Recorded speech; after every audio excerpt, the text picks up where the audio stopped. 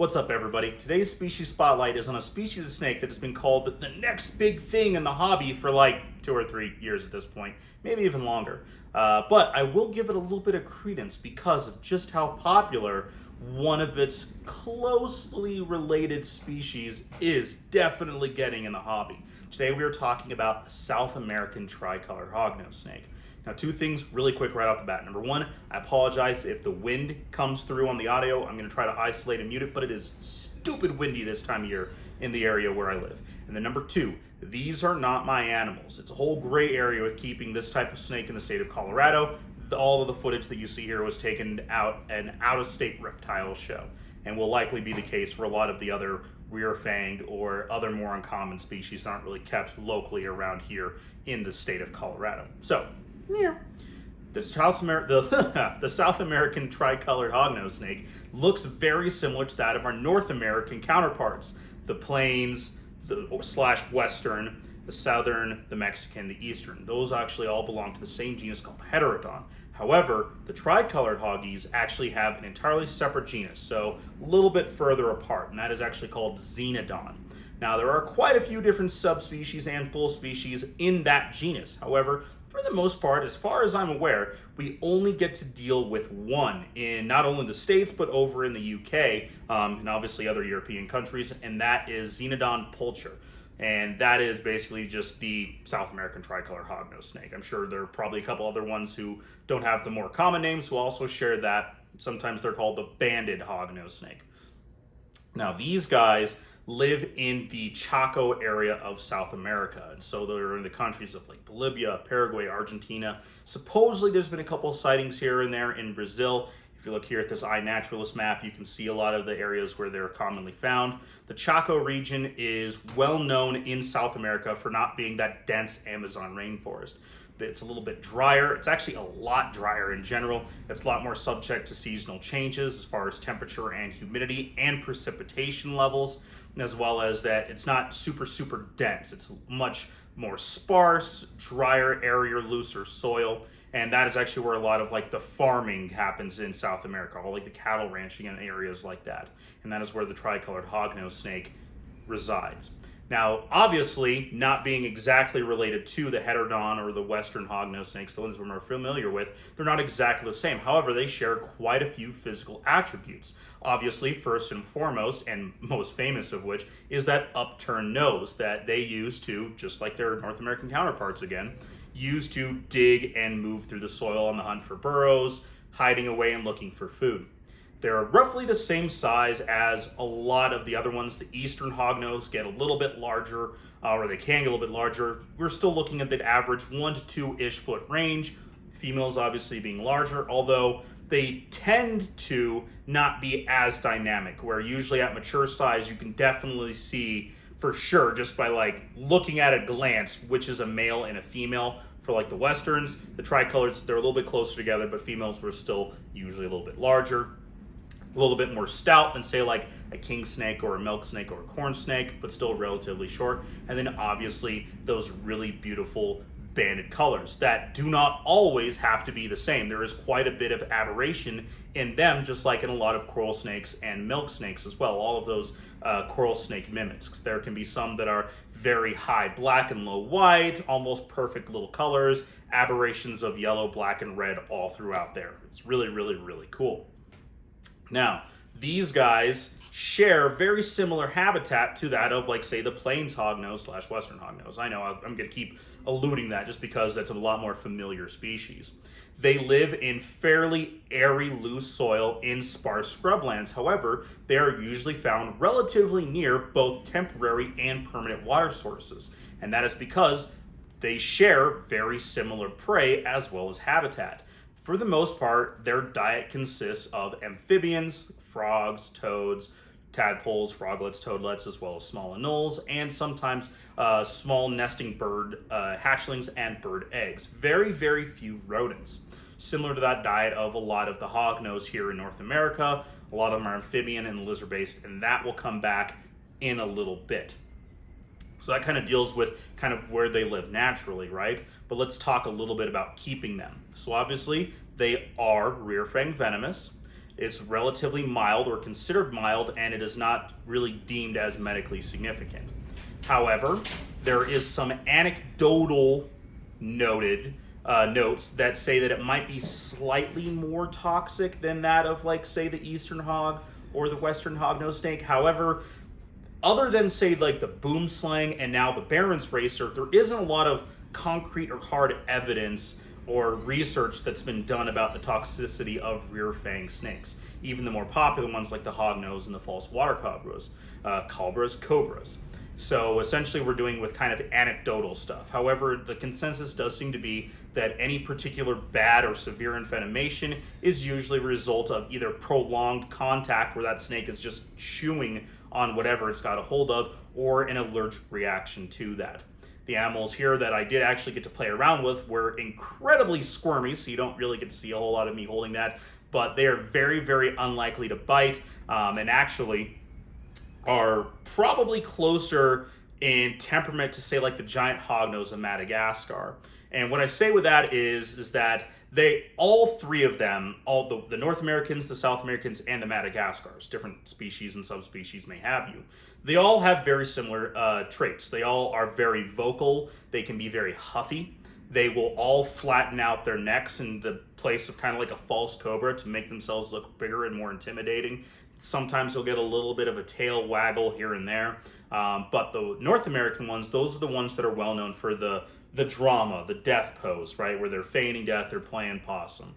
But the giant hoggies, there's no real evidence of that. And that's also the case of the South American hognose snakes. And they are more than likely relying on their essentially coral snake mimicry as the first line of defense. So this is one that is probably going to be fairly reluctant to bite, but more squirmy, doesn't really like to be handled, and will definitely have more of the physical kind of leave me alone, wanting to get away, than just flipping over or even taking a bluff bite that sometimes hognoses are known for, where they'll just kind of take that kind of blunt head and just kind of into you. They'll just kind of punch into you a little bit sometimes. However, these guys are really, really cool. There is, as far as, I know I said as far as keeping goes, but the actual care requirements aren't as set in stone as a lot of the other species that we keep. And that's because we haven't been keeping them successfully nearly as long as a lot of other species. And there's quite a bit of back and forth and a little bit of poking here and there. So I'm going to add my little 2 cents onto that. First things first, they do come from an area where it does have a lot of seasonal change, humidity, temperature, that sort of thing, precipitation like we talked about previously. So a soil that can be kind of representative as their more active time period. So that period of activity when they're most active. So just like a lot of the more temperate animals, like the North American rat snakes, or if you're over in the UK, like your Escalopian snakes, your four-line snakes, those type of ones, where they're more active during different periods when it's either too hot or too cold. They kind of hunker down a little bit, and they're more active during certain periods. The same can be said for more tropical species, even like the ball pythons and obviously the tricolor hogs. So if you're trying to go for the humidity in there, we're looking at anything similar to like the 40 to 50, maybe 60% range of humidity percentages, and then something like a loose, sandy, airy, but fairly humid soil. So like a good mix of like eco-earth, play sand, topsoil, like something that can hold a fair bit of humidity, but that can also be fairly loose, that can aid in not only maintaining humidity levels, but kind of helping that burrowing behavior that you would like to recreate to a fair degree. Plenty of cover and hides for them. They're very cryptic by nature. They're fairly nocturnal. They're actually, what I have been told by people is that they're even more nocturnal than that of the hognose snakes, where you see them more active at dawn and dusk. These guys, they are not coming out during the daylight a whole lot, but still, if you can, I always recommend to give that. The big thing that when it comes to actual fighting about them is the temperature. So the most time that these guys were actually active down in the Chaco region in South America, the temperatures are essentially anywhere from like 69 to about 85. So that's a big swing because it does change quite a bit. Primarily though, it's mostly in like the 70s during the times of day when they would actually be out. And so for someone who wants to try to recreate that as best as they can, you're looking at something where you're going to have a hot spot of almost 90 degrees, and that is reflective in a lot of the information you'll read online, and then a low as far as down into like 73, 72, 71 degrees. However, to actually give that sort of temperature gradient, which isn't a bad thing whatsoever, you're going to need a much larger enclosure than a lot of people would ever say is a recommended minimum requirement, and even more so, a large enclosure for such a small animal. And so if you're wanting to try to find something that is a little bit more small, you're probably looking at something that you're maintaining regular moderate temperatures, so something just over room temp. So, as a little bit of extra bonus here, Kathy Love, the person who is well known in a lot of corn snake areas, married to Bill Love. The Loves have been essentially one of the grandparents, the godparents of the reptile hobby. They go back way back when they're living in Florida. Since then, they've retired to Arizona. Now, Kathy Love primarily deals with still a few corn snakes, but the Tricolor Hognose. And she does seem to say that the way she keeps hers is essentially in room-ish temperature, where the room itself can get into the high 80s with temperature fluctuations obviously being a little bit high midday, a little bit cooler with night drops at night. And that's how she's managed to successfully keep them. Now, and before that, I will put a link. She wrote a really great article for Reptile Magazine. I will put it in a link in the description. You should absolutely read that as well. You'll see a lot of the same information reflected because also, shameless plug, she was on a podcast with me, the Keep Calm to Snake podcast. I'll try to remember to put a link for that here, as well as a link for the article in the description. You should absolutely read that for even better firsthand evidence and references to keeping these animals. But on to the part that anyone familiar with this species is probably waiting for me to talk about, and that is the lifespan of the tricolored hognose. In addition to being the rear fang venomous and the really cool mimicry, they are very, very much well known for their short lifespans. And not only in what I've spoken to Kathy about, what she's written about, as well as speaking to other people who have kept them and successfully bred them and not. There, as far as I am aware, that I could find anywhere, there has never been an animal that has been kept for more than 8-9 years, period. And there are two schools of thought for why they are essentially like the live hard, die young species. The first one, and the more common one, is reproduction. So if you're looking to get into these guys and you want to breed them, this is your part, right? So these guys mature and grow incredibly rapidly. Females can start to produce fertile eggs as young as 2 years old, potentially even younger if you're feeding them as often as they're asking for food.